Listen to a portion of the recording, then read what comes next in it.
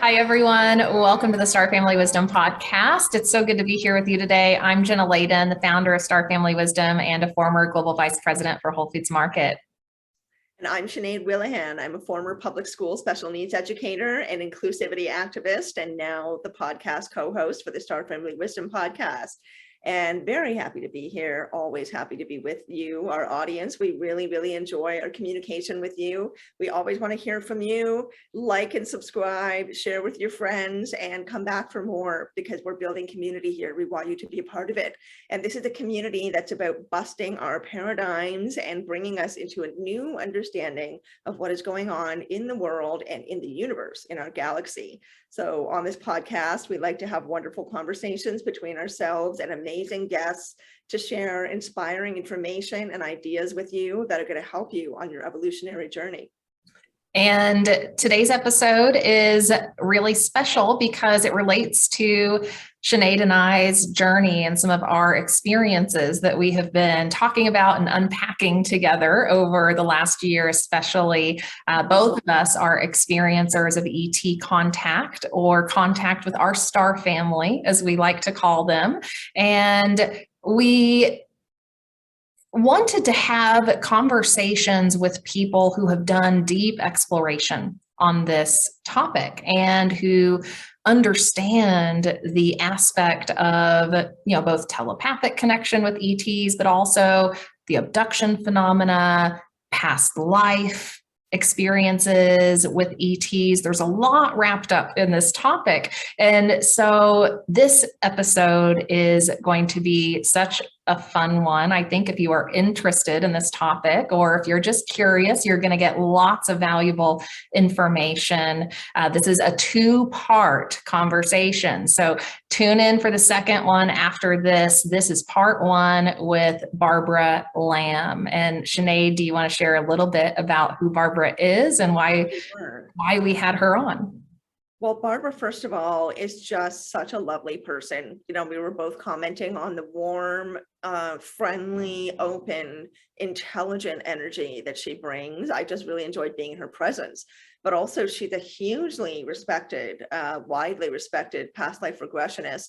And she's seen, I think, as being quite an icon. She's been doing this for a very long time, 44 years, and has really made all of this her life's work, her life's path, her life's passion. It has infused her personal life. It's not just a job to her.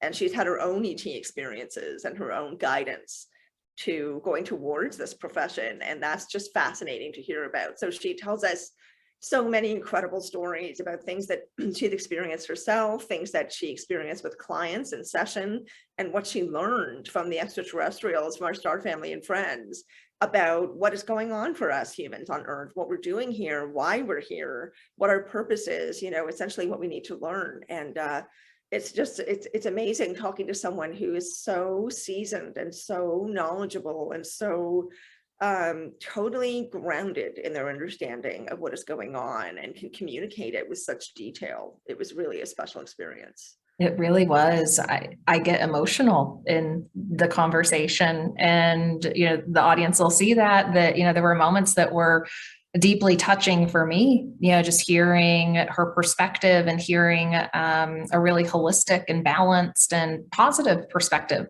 on the phenomena, right? And after 40 some years of this work, she's gained this zoomed out perspective, right, of what's going on that can really help us just integrate, a new understanding of what this is, and to approach it from a place of openness and curiosity rather than from a place of fear. And, we talk about her own experiences because she didn't talk about them for a long time. She still doesn't a ton. And I think it'll be really eye-opening for the audience to not only hear about her origin story and like how she got started, in the 60s and 70s, back when Dolores Cannon was also starting this work, and how she moved through her career in a way with openness, with curiosity, but then at certain points of time started to have some of her own experiences. Yes, she talks about she early on in her career, I think this was in the 70s or perhaps the 80s, I can't remember, unfortunately, but the audience will hear it, that she talks about, okay, I know I want to be in psychotherapy. I know I want to involve hypnosis because apparently I'm a natural at it. She brings that up early in the conversation. But how am I going to use this to help my patients? And she ends up going to an event that was something about psychic development or past life regression. And the woman who leads the talk or the workshop, at the end of it, she says, okay, everyone, so there's another last note I would just like to bring up. You may, from time to time, experience people coming to your office who are telling stories about unusual or frightening or confusing experiences with beings that do not look human, and kind of gives people advice on how to handle that. And Barbara's immediate response was, well, that's interesting, but then, and can't connect to it personally, but then hears this very loud, clear voice in her head say to her, Barbara, pay attention, you're going to be doing this. And she had no, previous leanings toward that whatsoever. But sure enough, that did end up happening. And she ends up having patients just appearing at her office more and more who are telling about these kinds of stories. And honestly, when I was having my own experiences, it never occurred to me to go to a past life regressionist or go to a therapist to ask for help about that. It didn't even cross my mind. I just automatically assumed that I'd be seen as being nutty and, probably medication would be offered to me. But she's somebody who I wish everyone had access to, because if I had had a Barbara in my life at that time, it would have been so immensely comforting being able to get such verifiable information from such an expert and someone who comes across with, she just embodies her knowledge. You can see it in her, and with such a warm heart as well. I think everybody should have their own Barbara. I agree. And we do now, we're getting regressions with Barbara. So I'm getting my second regression here in a couple of weeks, and I'm excited to dive a little deeper on some of my experiences. And we'll come back and share about that with you all, so that you are hearing about our journey transparently. If you're curious about regression, you've never experienced it yourself, you've never seen videos of it, we do have a few clips on the YouTube channel of my regression that happened, so you can hear what that's like and what some of the information was that was coming through me.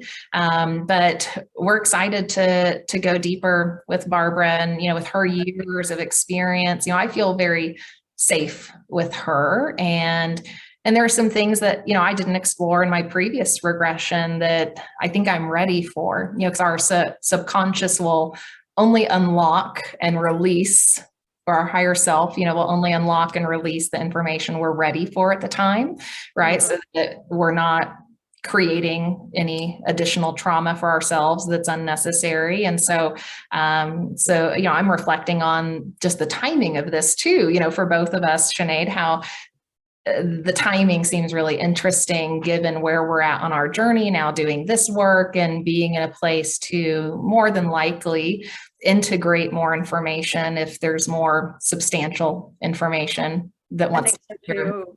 Yeah, I mean, especially considering that we just did our road trip, which we're going to talk about in a future episode, along the ancient star shrines and chakra lines of the indigenous land, the ancient indigenous land through Arizona and part of Colorado, but mainly through Arizona.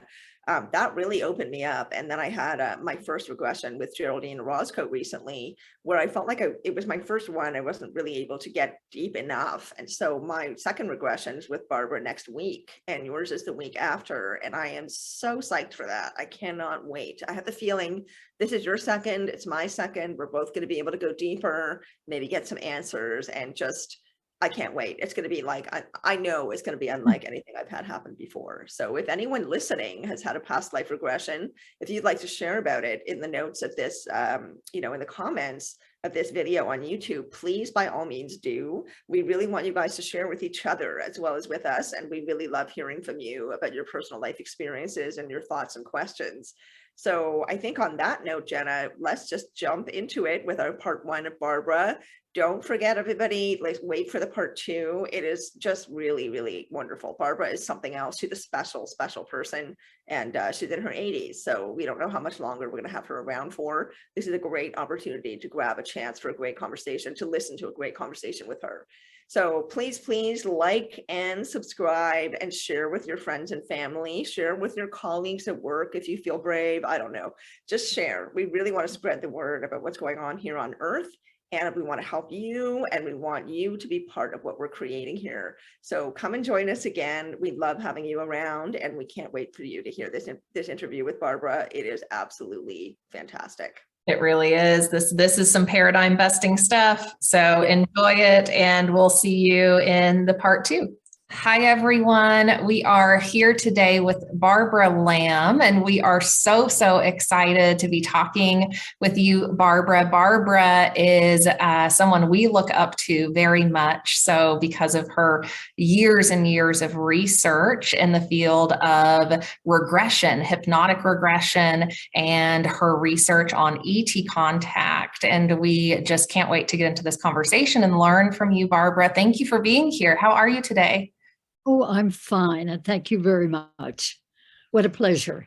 We're so glad to have you here, Barbara. You're just an icon, and also being a female leader in the field is something we like to highlight because it really is a very male-dominated field. So we always love when we have a powerful, wise woman such as yourself, and we've really been looking forward to this interview so much because of the depth and breadth of your work, which is so expansive and not the usual kind of hypnosis that people are used to hearing about.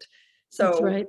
Maybe we can start with how you first got onto this path. That's often where we like to start with these conversations is, your earliest memory of something unusual or something different, something that made you suddenly go, life is not quite what I thought. When did that first start for you? Well, actually, when I was a very, very young child, I used to sometimes touch something physical, like touch a wall, let's say, and then think, this isn't all there is. In other words, I was thinking the material world, although I didn't think that phrase when I was really little, but as far as I can remember, I'd think, this house and this wall and this car, these material things are not all that there is. And I didn't know what I meant by that. I just knew there was a lot more that nobody was talking about. And if I ever mentioned anything like that to my parents, they'd say, well, no, I mean, I don't know what you mean, and so anyway, I've always had a curiosity about reality, although I didn't think of it in those particular words, when I was very young. But anyway, I grew up and I always knew that I wanted to be helpful to people. And I didn't know how that was. And so I went through college and was a philosophy major trying to figure out this thing about reality.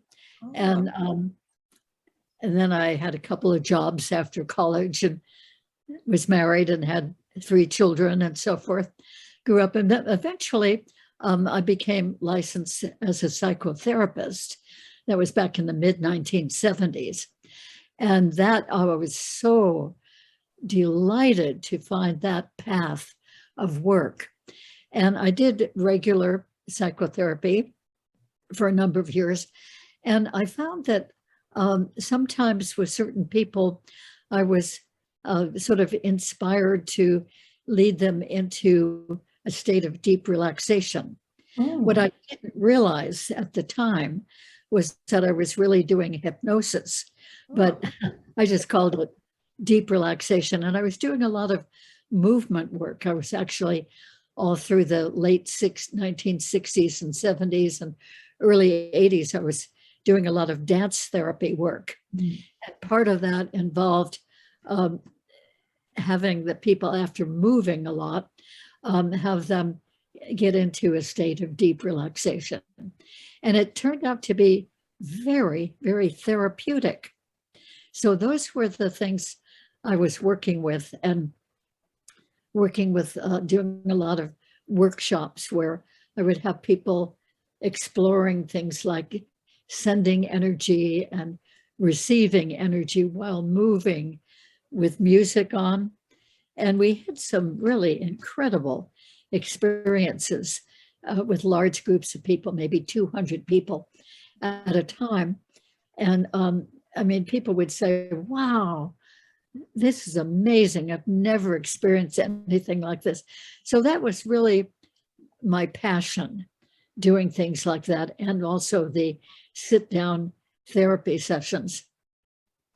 Well, it was pointed out to me eventually that I was doing hypnosis. And I thought, well, if I really am doing hypnosis, I really ought to be trained in it. I mean, I ought to really know what I'm doing. So I took a couple of courses of general hypnosis. Those courses did not really include regression.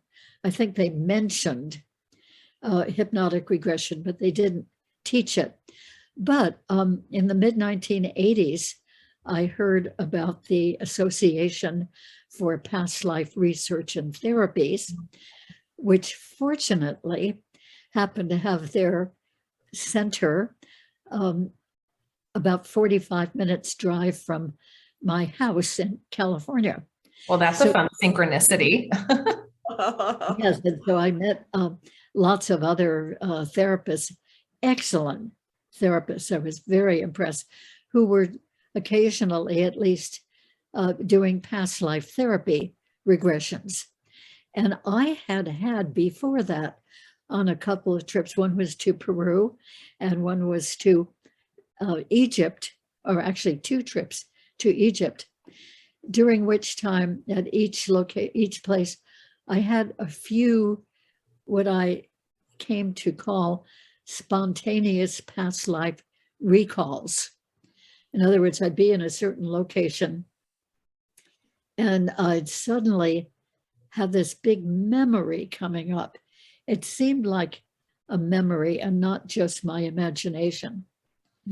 And the memory would be very detailed about the kind of person I was, male or female, and skin color and position in life, and what I was mostly doing in that particular lifetime at that location where in this lifetime I was actually visiting.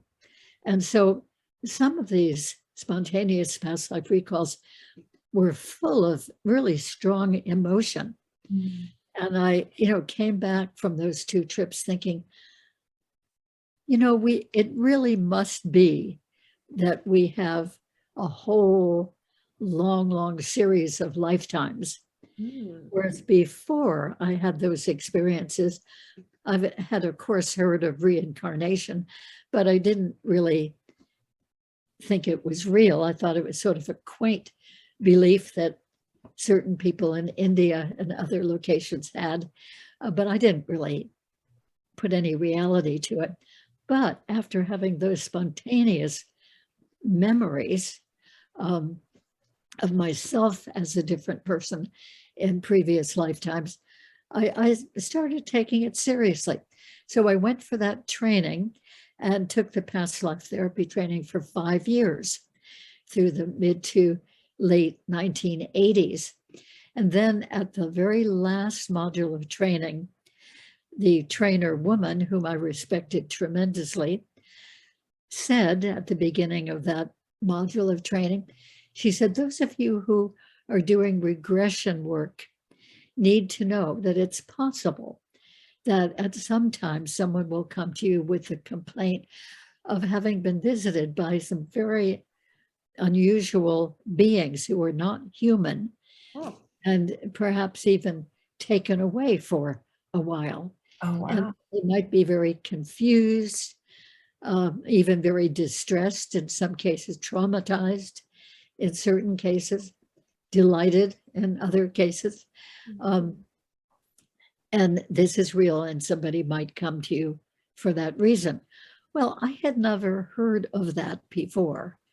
I'd heard of UFOs. I'd seen a couple of UFO movies like Close Encounters of the Third Kind and E.T. Loved both of those movies, but thought it was all science fiction. Mm. But this got my attention. Not only did the trainer say that, which I have just said to you, but right after she said that, I heard a big voice in my head, and it wasn't my voice. And the voice said very emphatically and loudly, "Pay attention to this, Barbara. You will be doing this. Wow. You'll be working with people who have had these experiences with these unusual beings." Well, I was absolutely stunned. I was stunned because of what the trainer had said, that some people are having these experiences and might want regressions to find out more details. And then this insistent voice telling me to pay attention because I will be doing that. Do you know where that voice was coming from? Like now, years later? No, not really. I mean, I can make some guesses. I can guess it's my higher self. That's a pretty logical one to think of. But I think it had something to do with the beings. Mhm. And I'll say that because there have been so many instances since then that when I've been regressing somebody to an extraterrestrial experience that they've had, that the beings sometimes talk to me Yeah. during the regression. So I think that it was one of them who said, "Pay attention to this, Barbara, you will be doing this." So anyway, it took me 3 years from that time to try to find out about the UFO phenomenon and extraterrestrial encounters and decide for myself if I thought this was really real. And I concluded, after hearing different speakers and reading various things, I concluded that, yeah, I guess this must be really happening for some people. What was convincing you? Like, what did you find? What information did you find? Or, who was it that helped you feel like, yes, this is real? Because you could have read all of that and been like, but there would have had to be something that was very convincing. What stood out to you? Yes, well, I think the most convincing thing was that in those years, the 1980s, early 90s, I was going twice a year to a big conference forum called the Whole Life Expo. Okay. And at the Whole Life Expo, I found myself being drawn to listening to the speakers who were talking about their work with extraterrestrial experiencers. And so, in other words, I heard Bud Hopkins and David Jacobs and John Mack. And it was pretty convincing to me what they were talking about. They were already doing this work. And they gave so many details, so much information that it all added up during that 3 years until a point when I thought, yeah, I think this must really be happening to some people, even though nobody I knew anywhere was talking about it. Which is something I was looking into on my own. And then one morning in 1991, I just love this. One morning I was taking a shower, and that's a good thinking time for me. And I found myself thinking, now that I think those things are really happening, extraterrestrial beings are really visiting some people and taking them away for a while.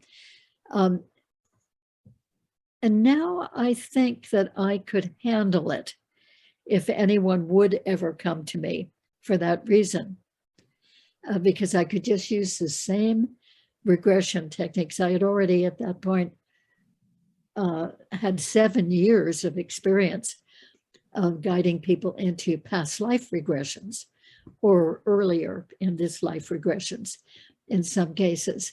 Wow. So I thought I could use the same methods. If anybody did, I didn't really think anybody would come, but I was just thinking, yeah, if that happens, I don't have to worry about it. I think I could manage that with the regression work I already know how to do. So 2 hours later, after thinking that in the shower, I was in a metaphysical bookstore, and the woman behind the counter somehow recognized me. I don't know why or how, but she said, "Oh, aren't you Barbara Lamb? Don't you do regression work?" And I was surprised and I said, "Yes." And she said, "Oh, would you please work with my 21-year-old daughter who is so traumatized by having these unusual visitors in her room at night?" And Wow. she, like, they're taking her away and all kinds of things are happening very frequently. And she's dropped out of college. She's dropped out of her part-time job. And she's wants to sleep between me and my husband at night because she's so terrified of being alone and having these beings come. So anyway, I agreed to work with her. And 2 hours later. Wow. yeah, I mean, so that just showed me that this is right, that kind of synchronicity. Yeah. Okay, this is definitely what I'm supposed to be doing. So I did work with that young woman, and it seemed to be very successful. We had 6 sessions, 6 regressions. And then she came in one day and said, guess what? I'm going to be moving with my boyfriend away from my parents. And we're going to be renting a little cottage, a little cabin out in the canyon behind where we all lived. And I said, well, that's wonderful, but that's wilderness there. And you're probably going to continue to have visits from these other beings. And she said, yes, I know, and that's okay. Oh, Oh, that's wow. Oh, wow. So she got into So a place where she felt really comfortable with this contact. cool. yeah, I mean, that she had become not only comfortable with it, but realizing that there were some real gifts with it, some Mhm. real advantages. For instance, in one of the regressions, she went back to an experience where she had a vicious ear infection. And in the regression, we went through the experience of her lying in bed that night, hurting like the dickens. And that suddenly there were 3 tall, white, very white beings there. They rolled her over on her side and they were working with her ear. She could feel it. She was in sort of a semi-awake state, but she could roll her eyes around and see that the beings in these long hands, long fingers were coming. She could feel it. They were doing something in her ear. Anyway, they healed that vicious infection. And she went on back to sleep perfectly comfortably. And the infection remained non-existent after that. And she had also been healed during the daytime when she and her sister had been riding along in a car during the late afternoon, and they noticed that there was a blue beam of light coming in through the back window of the car. And then they noticed that the car motor was starting to sort of peter out. So they pulled off the road and they jumped out, and there was a field right there. So they ran into the field. We were running across the field, and my client realized that there was this blue beam of light that was following her and hitting her in her lower back, where, by the way, she had been having considerable back pain and had not been able to get any help for it. So she stopped running. Her sister kept running, but she stopped, just sort of bathed in the warmth of this blue beam of light.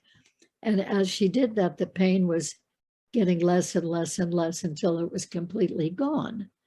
Then the 2 girls went back out of the field and into their car and drove on to do whatever they had been setting out to do.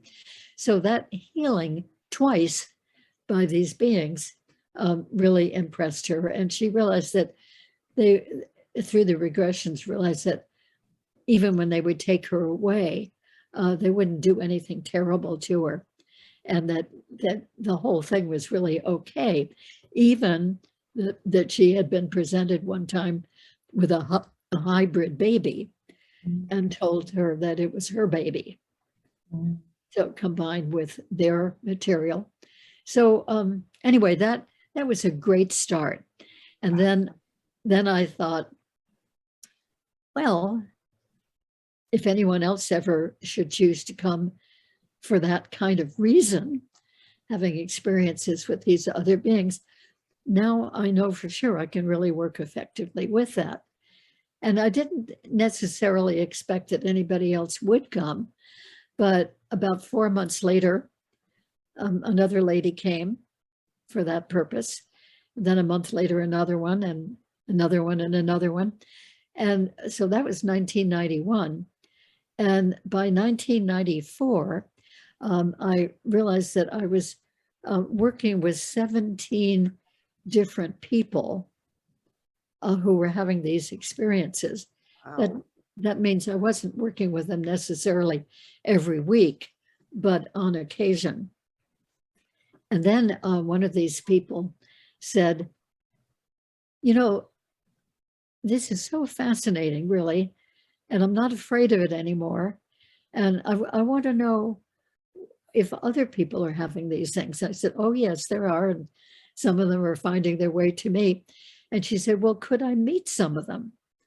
So I quickly thought, sort of counted up on my fingers.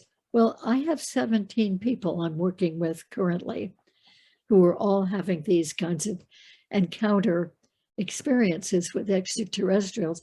So I got together a group in my living room, and that was 1994. So that was my very first experiencer group, and I continued that group until I moved away from there in 2017. So we had all of those years with some of those people, and then occasionally a new person would find me, and I would regress them and realize, yeah, that this person's an experiencer and would qualify to be in this group. So that was wonderful. And then around 1995, I had been going to the really huge conferences, the International UFO Congress conferences. And I decided, you know, part of the conferences, of which are focused mostly around the subject of UFOs, there are a lot of people here at these conferences who are having encounter experiences. So I convinced the conveners of the conference to let me run an experiencer support group. And the very first day we offered it, there were 50 people. Oh, wow. Who signed up, who came to that group. And that has continued since then. So for many years at that particular conference, until just recently, I led the experiencer support groups.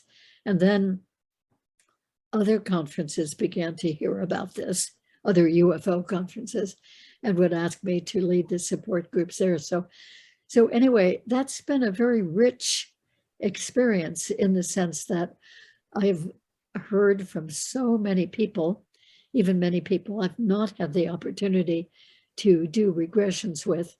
And then, it's been 2,500 or more. The number keeps increasing. People whom I have done regressions with to their extraterrestrial encounters. So some people have had many regressions. One lady had 60 regressions to her lifelong of extraterrestrial encounters. And so it's almost 5,000 regressions that I've conducted to people's extraterrestrial experiences.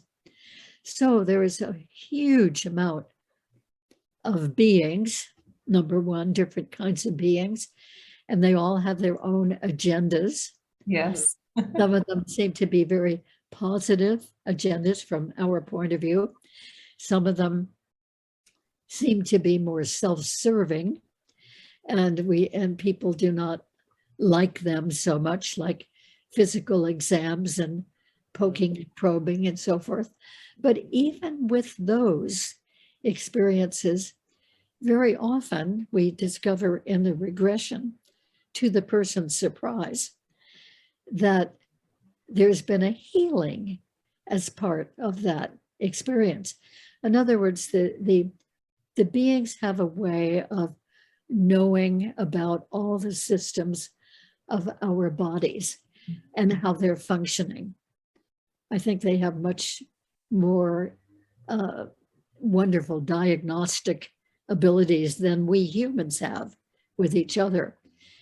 Anyway, when they discover that there's something wrong in the person's body, very often they will go ahead and heal it right then and there. And so there have been lots and lots of descriptions of the healing process from different people who have experienced that. And then sometimes when the beings discover there's something wrong with the person, they will bring it to that person's attention. For instance, they'll say, well, you may not have been aware of it, but you have a problem with your liver. We suggest that when you go home, you go to your doctor and ask him to check your liver. And when people have done that, checked the part that they've been warned was not functioning well, it's true. They really did have a problem with that particular organ. Barbara, So yeah. have you found that that's something that is being delivered directly to you in the regression from the beings, or something that's being remembered from a memory of being on a ship or being with the beings previously? Well, first of all, in the regression, it's as close as we can possibly get to reliving that experience of the visitors coming, Right. being taken, how they're taken, what they're taken to, which usually seems to be a ship in the air high up. And then they experience it moment by moment by moment as if it is happening now. So when they're on a medical table with the beings around, and the beings are either doing something or talking to them, the person being regressed is mentioning all of these details as they are happening. So it's as if I'm hearing the being saying, I'm not really hearing them. Right. I'm hearing the person repeating it, Okay. but it's almost as if I'm hearing what the beings are saying to the person. Right. Okay. And then very often it happens, this is very common, that when a person is on a medical table on the ship and being examined, poked, probed, etc., and if I say, do you want to know what they're doing or why they're doing this? And the person being regressed usually will say, yes, I would like to know. And I say, well, you can ask them. And you can ask them in your mind, just with your thoughts, or you can ask them out loud, whichever you choose. And they will ask you to, they ask just in their mind. And then there's a moment of silence or so, few moments. And then they'll repeat what they heard the being say to them. Like, we have been suspecting that you have something unusual with your blood, and we're testing for that. That would be an example. Or they'll tell whatever else they're doing. Or we're here to fix your spleen because we know that there's been an infection, or we've detected that there's an infection in your spleen. So once the person hears what's going on and that it's really for their benefit, oh, that makes all the difference in the world. At Star Family Wisdom, we're experiencers of ET contact. That's right, we're in communication with ET beings we know as our star family. We've had lives in advanced civilizations, and we're here to be a bridge between the galactic community and you. And the galactic community can't wait to meet you. That's why we created the Meet the Star Races course. In this course, I teach you about the star races who are in contact with Earth right now. How do I know who the star races are? Well, my star family guided me to the information they want you to have. Just like all of the other information here at Star Family Wisdom, we bring you the wisdom and guidance that our ET friends want you to know. You'll learn about our true ancient history, why the ETs have been here on Earth, and what we can learn from our ET brothers and sisters. The star races are part of our history, and they're part of our future. Join the galactic community today with our Meet the Star Races course and use the code GALACTIC at checkout to get 50% off. Because you're touching on so many, I mean, there's there's so much to talk about just from how we're just starting off this interview. But one of the biggest topics that we like to explore on this podcast and in our content at Star Family Wisdom as well is addressing fear, right? Addressing fear and fears that we are conditioned to have in just our so-called regular 3D existence, but Sure. also fear when it comes to experiences and direct contact, or whatever is occurring in someone's life that they can't make sense of, that is paranormal, quote unquote. So Right.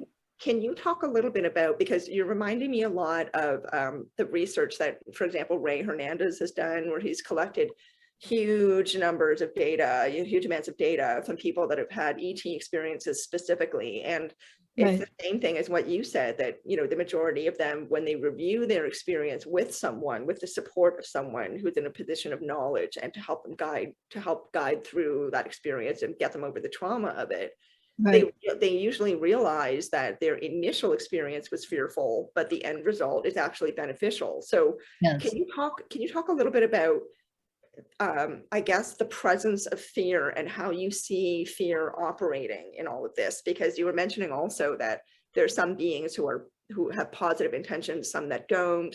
There are people who have fearful responses when they don't need to have a fearful response. It seems like it's a very complex and very interesting dynamic. So can you talk about that? Yeah. Well, first of all, I completely understand that if you're asleep at night, anybody, if you were asleep at night and then suddenly you wake up, there's something that's awakening you, and you're aware of either a bright light coming in through the window, this is very typical, or beings coming in through the window, or beings there in the room with you. And I mean, it would be startling enough if they were human beings. Absolutely. But would naturally go into fear. What's going to happen? What are they here for? But when you consider also that these beings are clearly not human, and they're very unusual looking from our point of view, and many people don't have any idea what they are. More and more people now are hearing about these things. So if it would happen to them, they'd think, oh, it must be the extraterrestrials or the aliens, as many people call them. But if you don't know anything about that at all, and then suddenly here are these unusual looking beings right there in your room, in your private place that you had considered safe and yours, and you had no idea how they even got in or what they're there for, and they look so different. And so I think the unknown factor is a big, big part of the fear, as well as that they're there in their environment. What are they here for? What's going to happen? Who are they? What are they going to do? Right. And so oh, it's so understandable that is extremely frightening to people. Mhm. And even the most loving beings in the world, and some very loving ones do come to many people, even then, it's the shock, it's the suddenness, the surprise that you didn't negotiate this, Mhm. that you know of. You didn't Yes. invite this. You didn't expect this. I mean, what's going on? So many people wake up and there's a being, or maybe more than one, and the being seems to be sort of glowing, in some cases even sort of semi-transparent, and it's the being looks rather beautiful because of this glow, this energy, and so it's not like a ghoulish, gargoyle sort of figure. Right. It would be quite a beautiful figure. It might look fairly human in some instances, and yet sort of, as they say, semi-transparent and glowing. So it's very puzzling. But with these very, very positive beings who come, people often, they have the startle effect and they shock. And yet, the more they look, the more they realize, oh, I guess it's all right. I don't know what's going on, but I guess it's all right because this is such a lovely being. It seems so peaceful and so harmless. And then, of course, a peaceful, harmless experience happens after that. But some of the beings are not very wonderful to look at from our point of view. Yeah, there's a lot of diversity in the universe, we have come to find out. Yes, absolutely. And Yeah. I often think, that some of them look pretty strange to us. But can you imagine how we must look to them? Yeah. You know, Yes, there was a Good funny, point. there was a Yeah. funny I Yeah. often, There was a funny story that I was working with Grant Cameron for a couple of years, and he told me the story once that he'd heard from someone who had said that one of their beings who they had a very friendly ongoing relationship with, they would have conversations with this being, and it was not a fear-based situation for them at all. But this being was like, well, how do you, exactly the same thing, how do you think you look to us? You've got all those teeth, like it's horrifying. Keep oh, your yes. Teeth, that's Well, I had an experience once back in the very early 1990s. And it was when I was just kind of getting into this work. I was at a conference in Laramie, Wyoming. And it was, let's see, they were called the Rocky Mountain Conference on UFO Investigations, put on by wonderful Leo Sprinkle, who unfortunately is no longer with us. He was an early pioneer in this work. Anyway, I was in a little plane, like a little commuter plane from Laramie, Wyoming to Denver, Colorado, to come back to California. And in that little plane, there were two things that happened that were so strange. One of them was that I had a window seat in this little plane, and I noticed that, maybe about 20 or 30 feet out from my window of the plane, in other words, right next to us, was a thin, black, completely black cloud. And I noticed as I kept looking out the window, that little black cloud was following us. I thought, well, that's strange. I mean, a black cloud. And by the way, it was a clear, sunny day with blue skies, no other clouds in sight, but here was this black cloud and it was following us. And I thought, well, that's really weird.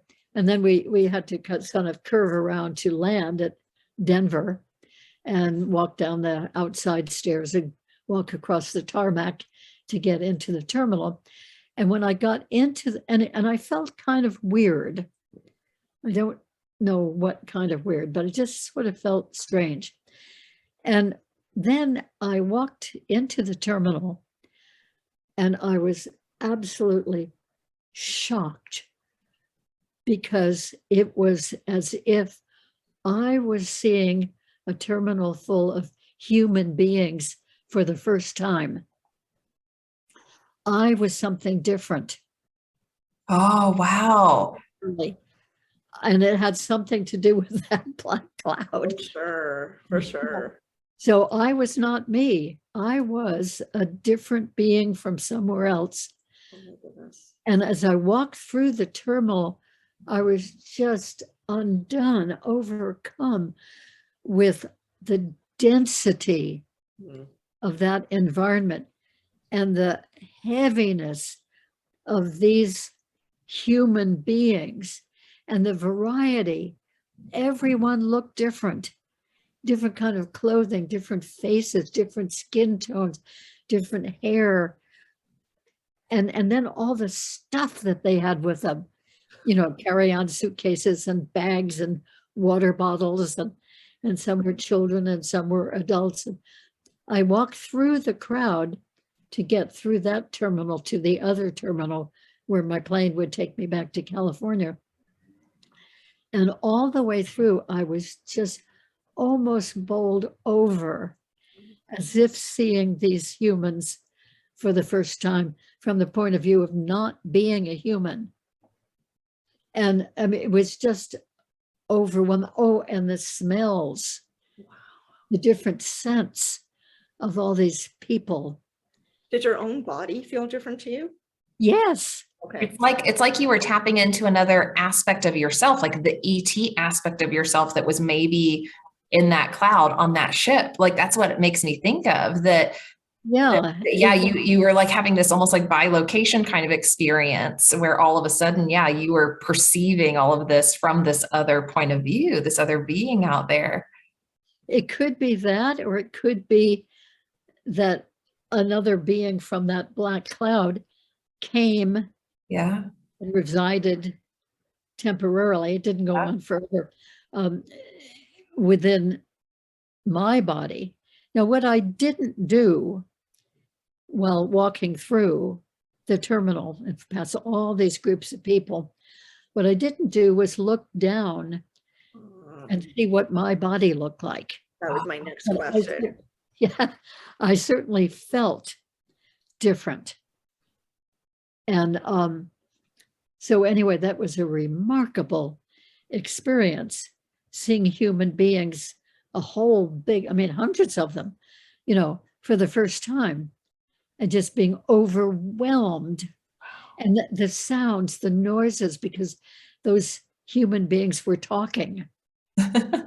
And this went on for a little while. Like this wasn't just a quick kind of spontaneous experience like this. It sounds like it went on the entire time you were walking through the terminal. It probably went on for at least 10 minutes. Wow. And then there was sort of an open area without many people, a few people walking, but nobody sitting down in groups like that.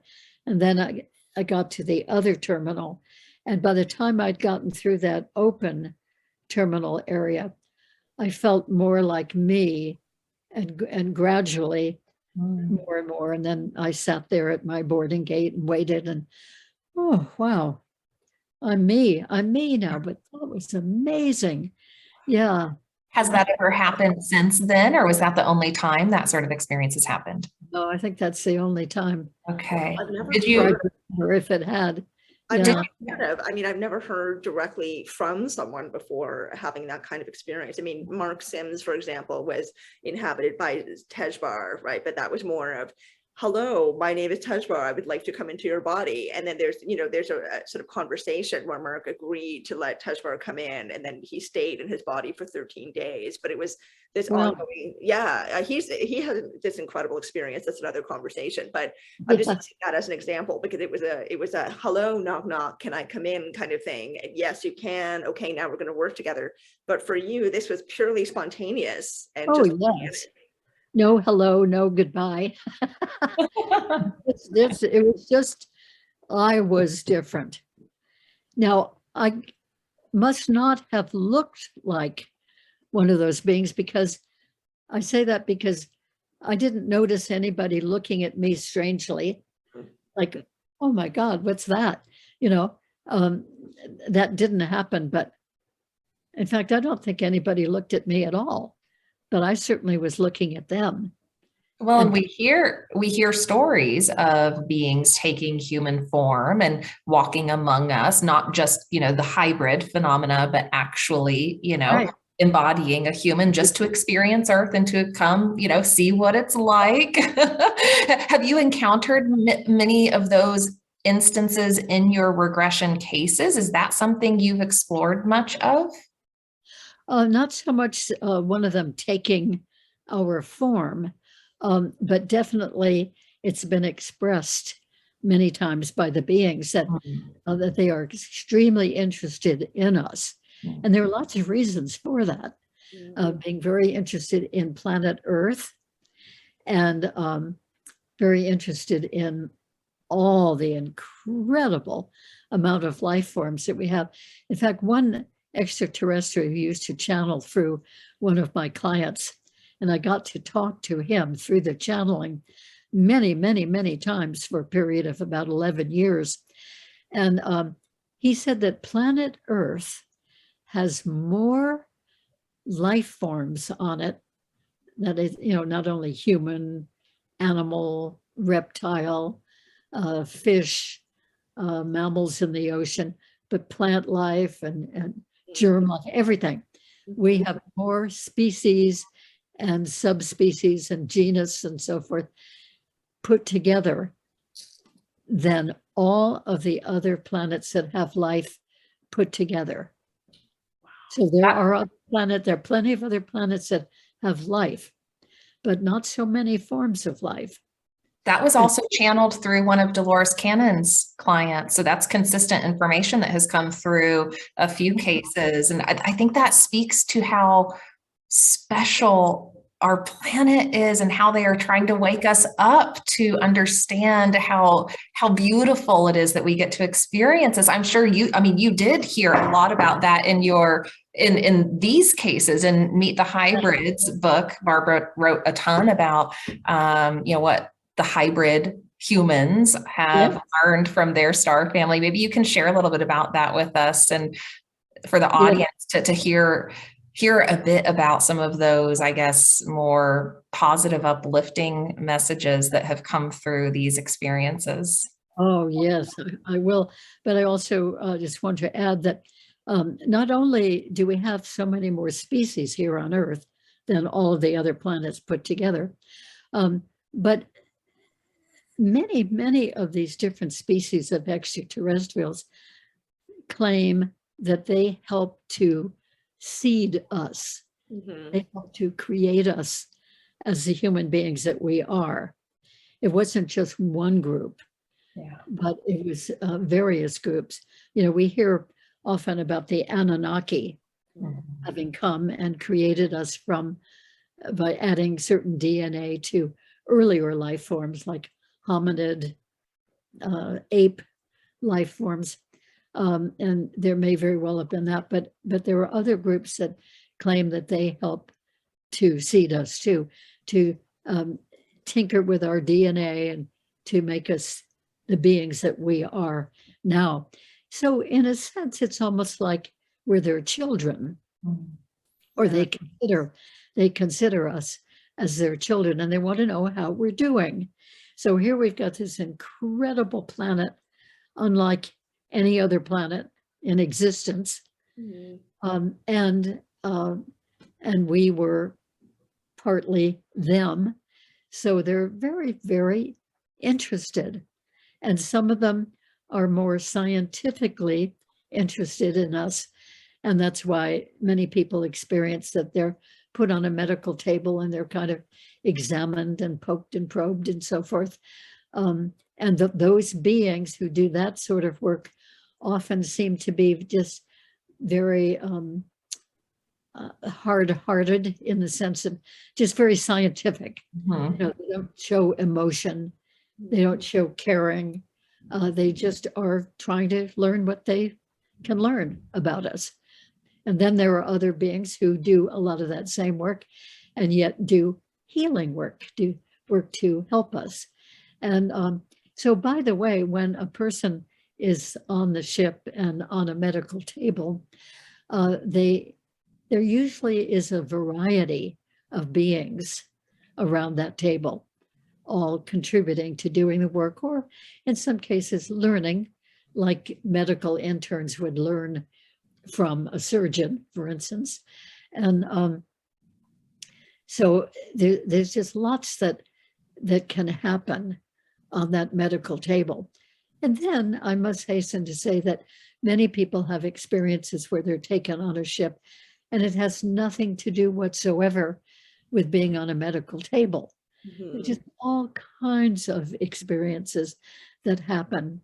And some of them are really very interesting and welcomed to the people being taken for them, such as classes. Children Mhm. into classes on the ship, and they learn wonderful skills that they never would learn here.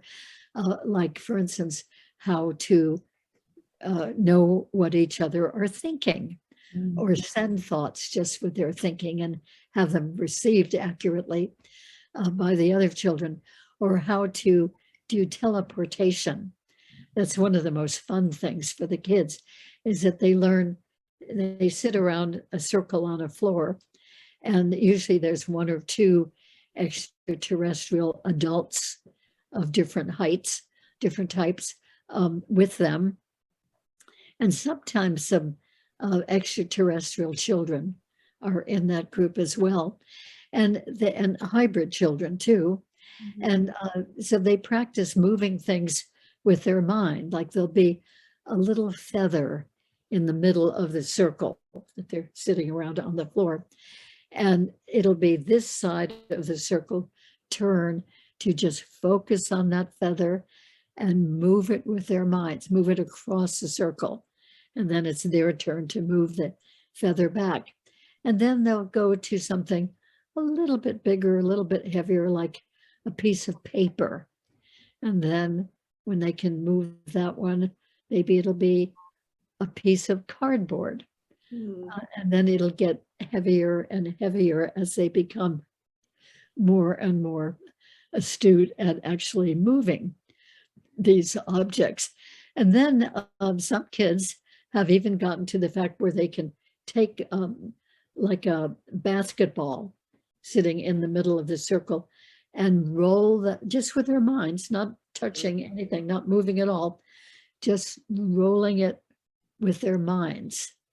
And then even I've had one child say, we actually were able to lift that ball up and throw it in the air across the circle.